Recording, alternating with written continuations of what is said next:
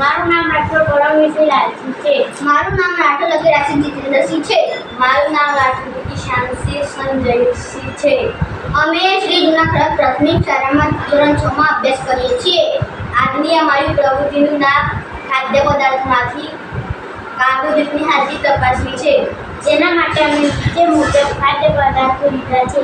રોટલી, ભાત, બટાકા, આદુનું દ્રાવણ.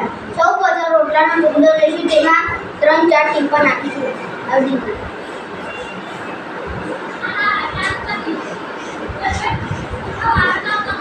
રોટલાનો રંગ જાંબલું થાય છે, તેથી કહી શકીએ કે રોટલામાં કાર્બોદિત છે.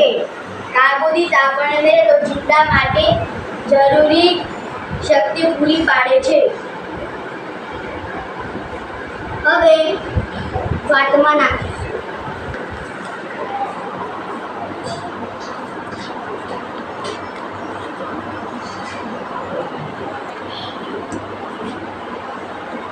ભાતનો રંગ જાંબુડિયો રંગનો થાય છે, તેથી આપણે કહી શકીએ કે ભાતમાં કાર્બોદિત છે. હવે બટાકામાં કાર્બોદિત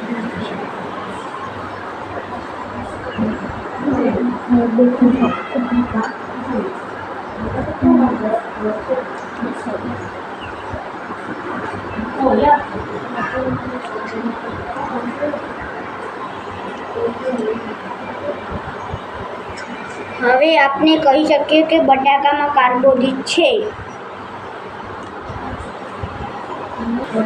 કાર્બોદિત આપણને રોજિંદા માટે જરૂરી શક્તિ પૂરી પાડે છે.